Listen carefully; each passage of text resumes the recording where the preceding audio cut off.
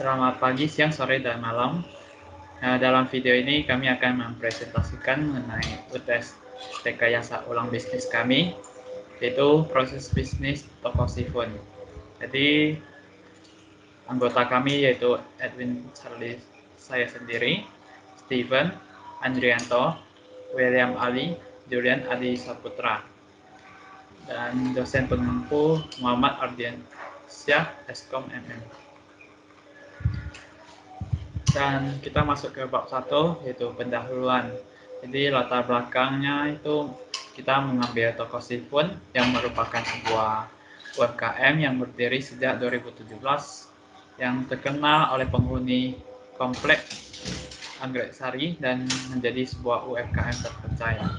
Selain itu, toko Sifun juga dibangun oleh seorang pemilik dengan tujuan untuk memenuhi kebutuhan konsumen dan mendapatkan laba. Selanjutnya, data identitas perusahaan. Toko Sifun ini bergerak di bidang wirausaha, wira swasta, dan toko Sifun ini merupakan toko sembako yang menjual keperluan pokok seperti beras, domi, gas, dan lainnya. Toko Sifun ini lokasi di Anggrek Sari, Blok E1 nomor 73, dan mulai beroperasi dari jam 7 sampai jam 8. Toko ini sudah berdiri sejak tahun 2017 hingga saat ini, dan pemilik toko ini Bun Sifun dan Steven. Toko Sifun ini menyediakan beragam kebutuhan pokok mulai dari makanan hingga minuman. Tujuannya untuk menyediakan kebutuhan sehari-hari untuk masyarakat dan mendapat pengakuan di kalangan masyarakat serta meningkatkan tingkat kepuasan pelanggan. Jadi untuk struktur organisasinya di sini ada owner, prinsipnya, co-owner Steven, karyawannya Aslong, Kasno, dan Taufik.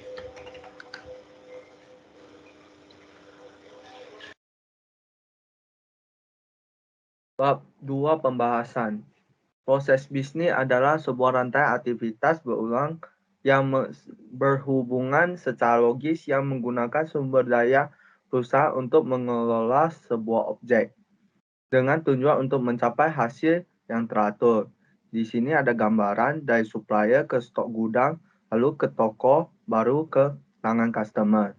Penjelasannya, supplier bertugas dalam proses bisnis sebagai penyediaan stok produk untuk toko Sifun dan akan dimasukkan ke gudang.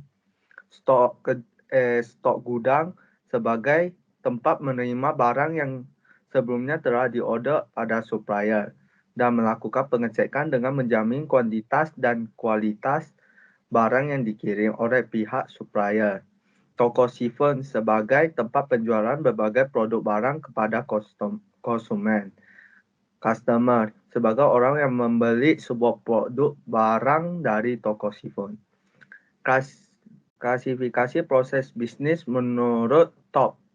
Proses utama atau primary process. Proses-proses yang menghasilkan nilai mulai dari penerimaan material dari supplier sampai aktivitas ke pelanggan. Proses pendukung atau disebut support process. Proses-proses yang tidak langsung menghasilkan nilai tetapi diperlukan untuk mendukung proses utama. Proses pengembang atau development process. Proses-proses untuk meningkatkan kinerja rantai nilai dengan proses utama dan pendukung. Selanjutnya saya B, analisa stakeholder dan perannya. Stakeholder atau pemangku kepentingan adalah setiap individu atau organisasi yang dapat memberikan dampak positif dan negatif atau mereka yang terkena dampak dari apa yang dilakukan oleh suatu perusahaan. Berikut merupakan hasil analisis stakeholder beserta peran yang telah ditentukan. Yang pertama A, internal stakeholders. Dalam toko Sifun terdapat dua stakeholders, yaitu owner dan co-owner. Bun Sifun sebagai owner dan Steven sebagai co-owner. Selain itu, terdapat 3 karyawan yang memiliki tugas yang sama secara bergantian, yaitu Kasno, Taufik, dan Asong. Yang kedua adalah B, external stakeholders. Dalam toko Stephen terdapat bagian supplier dan customer, di mana supplier terdiri dari antara lain PT Garuda Food Putra Putri Jaya, PT Indofood Sukses Makmur, dan PT Pertamina Persero, dan lain-lain.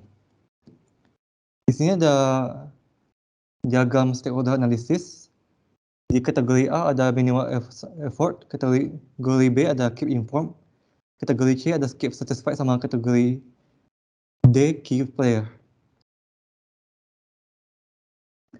Kategori A low level of interest sama low power. Kategori B high level of interest sama low power. Kategori C low level of interest sama high power. Lalu kategori D high level of interest sama high power. Di bawah ini peran internal stakeholders yang ditentukan. Owner dapat kategori C, co-owner dapat kategori C, karyawan dapat kategori A. Lalu yang di external stakeholders ada supplier di kategori B sama customer di kategori D. Next, C. Laci matrix.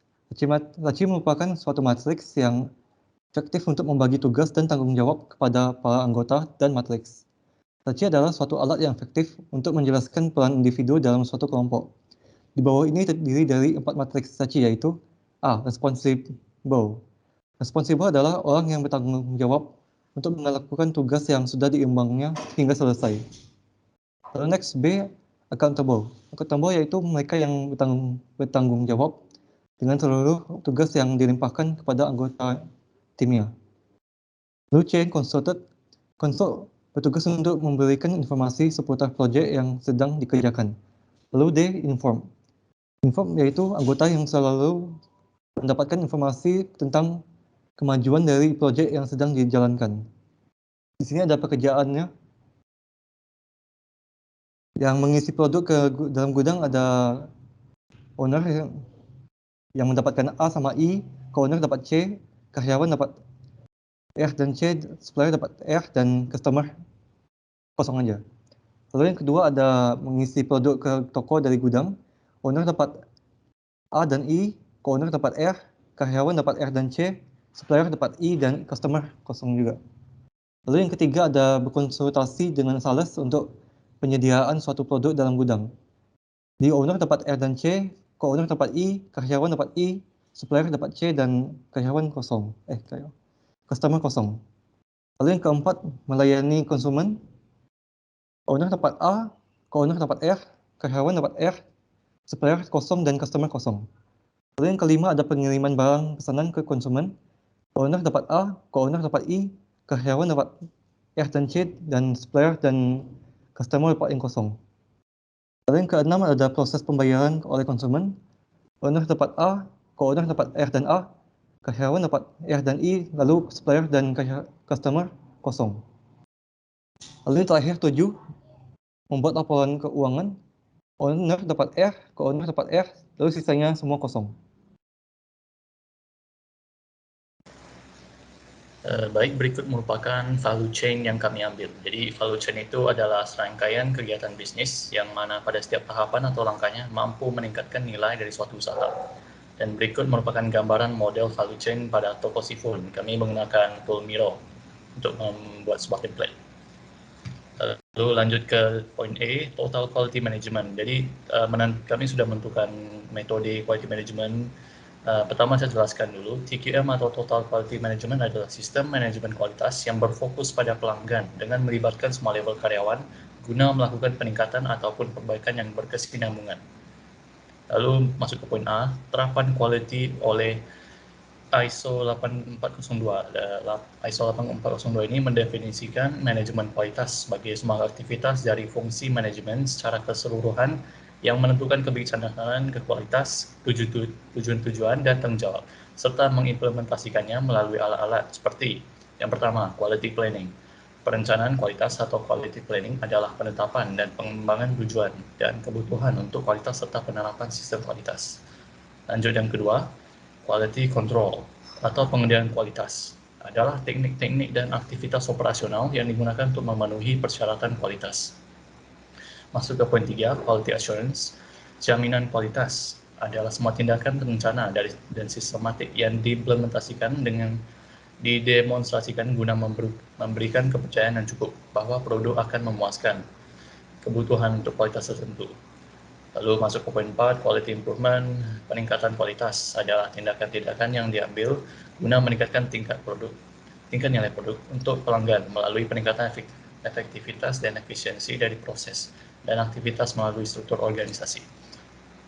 Berikut merupakan terapan siklus PDCA. PDCA terdiri dari Plan, Do, Check, and Act. Adalah pendekatan 4 tahap berkelanjutan yang biasanya dipakai untuk meningkatkan suatu proses, layanan, atau produk dalam manajemen proses bisnis.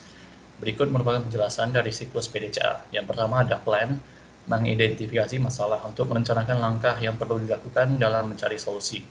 Yang kedua, Do, setelah membuat perencanaan yang tepat serta menyiapkan solusinya, maka tahapan selanjutnya dalam PDCA adalah melakukan ataupun menguji coba. Lanjut yang ketiga, Check, memeriksa kembali tahapan sebelumnya untuk menghindari potensi kesalahan dalam proses. Dan yang keempat adalah Act, mengambil tindakan.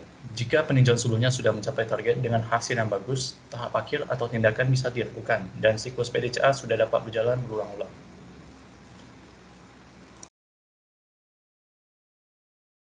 Oke, selanjutnya tahapan audit mutu bisnis dengan ISO 9001. Dapat 5 tahapan dalam melakukan proses audit internal, yaitu sebagai berikut. Yang pertama itu perencanaan jadwal audit. Melakukan perencanaan jadwal audit berguna untuk memberitahukan semua orang kapan setiap progres akan diaudit secara rutin. Hal ini dapat memungkinkan pemilik proses mengetahui deadline dari setiap proyek perbaikan yang mereka kerjakan sebelum waktu audit, sehingga mereka dapat mengumpulkan informasi mengenai proses pelaksanaan. Dan yang selanjutnya ada perencanaan proses audit. Langkah pertama dalam perencanaan proses audit adalah dengan mengkonfirmasi dengan pemilik proses ketika audit akan berlangsung. Auditor dapat meninjau audit sebelumnya untuk melihat apakah ada tindak lanjut diperlukan pada masalah yang sebelumnya ditemukan. Dan pemilik proses dapat mengidentifikasi daerah yang ingin dianalisis auditor untuk diperbaiki prosesnya. Dan yang selanjutnya, melakukan audit. Audit harus dimulai dengan pertemuan dalam pemilik proses. Hal ini untuk memastikan bahwa rencana audit selesai dan siap. Ada banyak jalan bagi auditor untuk mengumpulkan informasi selama audit, yaitu meninjau catatan, berbicara dengan karyawan, menganalisis data proses, atau bahkan mengamati proses dalam tindakan. Dan langkah selanjutnya adalah pelaporan audit. Penemuan penutup dengan proses pemilik proses adalah suatu keharusan untuk memastikan bahwa aliran informasi tidak tertunda. Hal ini harus diikuti dengan catatan tertulis dan secepat mungkin untuk memberikan informasi dalam format untuk melakukan tindak lanjut terhadap informasi tersebut. Dan langkah yang terakhir adalah tindak lanjut atas masalah atau perbaikan yang ditemukan. Jika masalah telah ditemukan dan tindakan perbaikan yang dilakukan, sangat penting untuk memastikan bahwa setiap masalah sudah terselesaikan.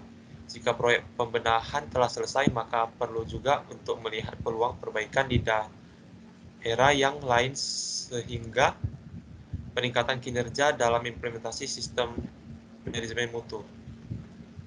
Dan selanjutnya ini adalah jadwal audit.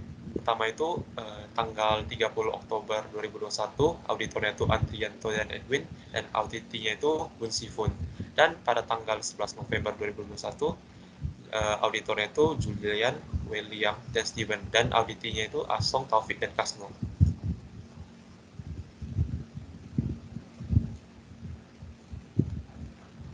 Dan ini adalah daftar pusaka. Next.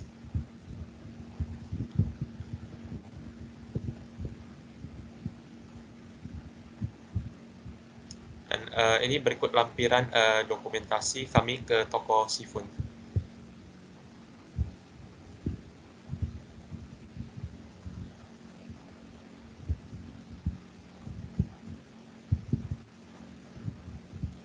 Sekian dari presentasi kelompok kami. Terima kasih.